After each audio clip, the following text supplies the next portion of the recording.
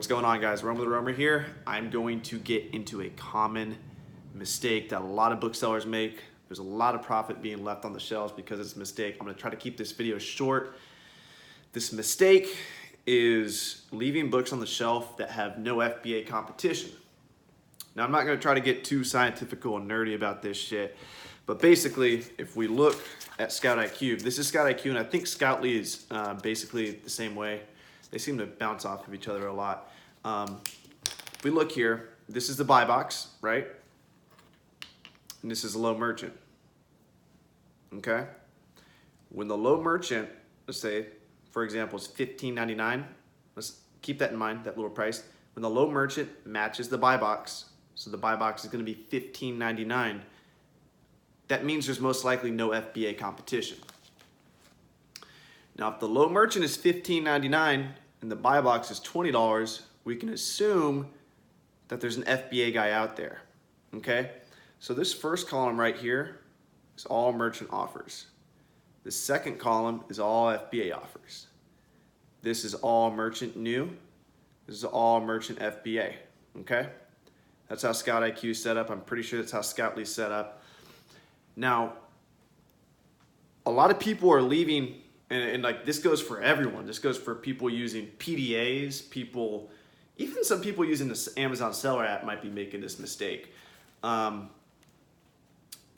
let's say the FBA offer, or let's say the low merchant offer is $7 and the buy box is $7 as well. That means there's no FBA competition. And so your third party app might say negative 30 cents profit, negative 50 cents profit, okay? It might be saying that you're gonna lose money, but it doesn't know that you can actually take that book off the shelf, list it FBA for 15, 20 bucks, sometimes 30 bucks if the demand's there, and you'll get that sale.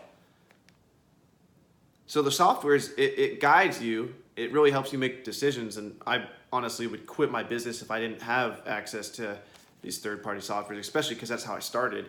I didn't even start with the Amazon Seller app. As soon as I found out about going out to thrift stores and making money, I went out with the Amazon Seller app one day, and it was so slow. I could not ever do that again. So I downloaded FBA Scan back then, and I got a KDC scanner. I went out.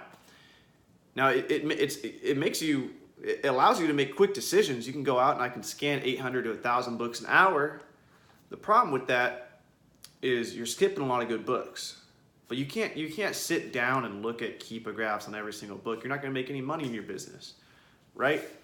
But also you have to be cognizant that there are these opportunities out there.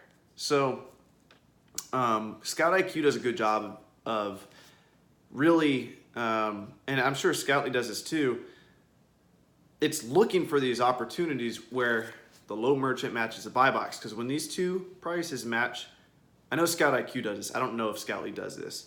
I haven't used Scoutly in a while. Scoutly is the new FBA scan.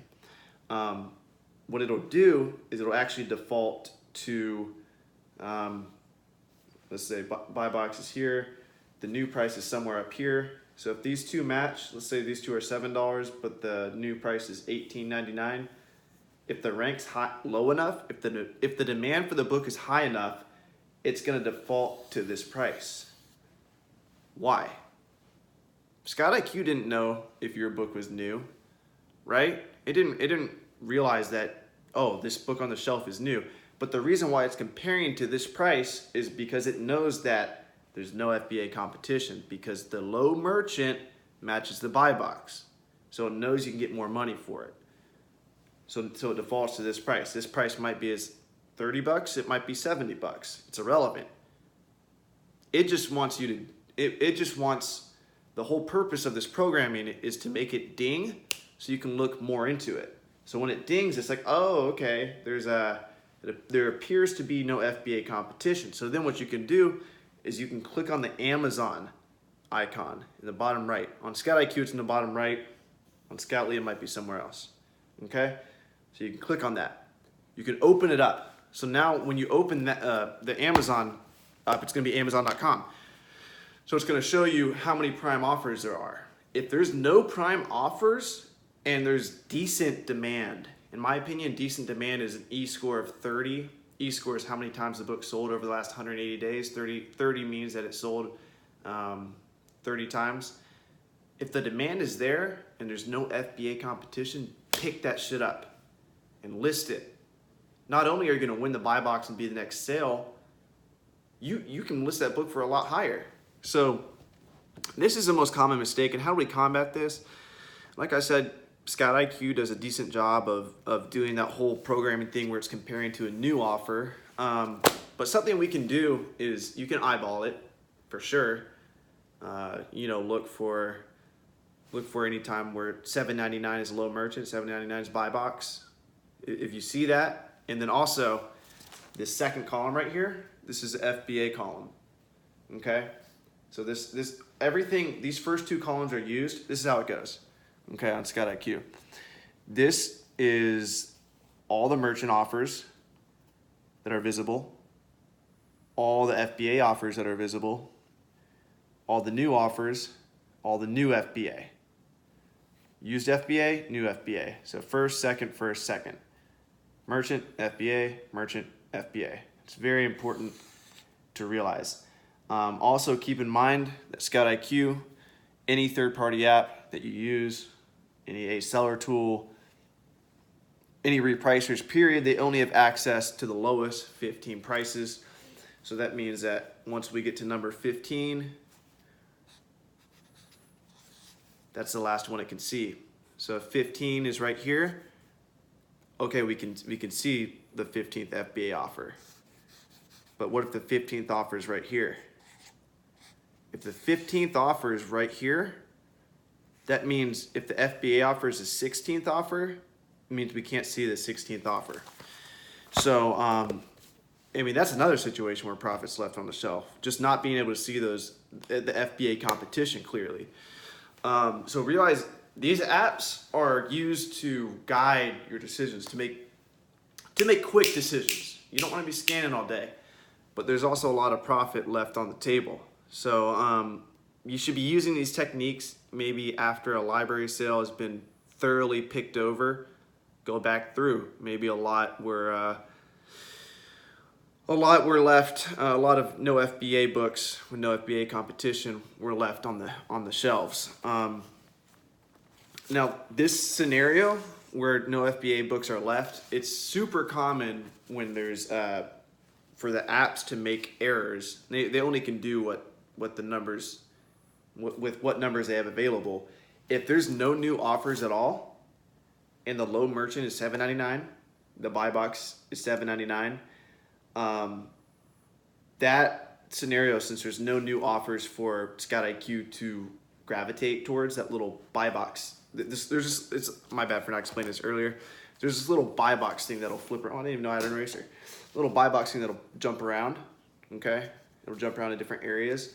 And if there's no new offers, there's no new offer for it to compare it to.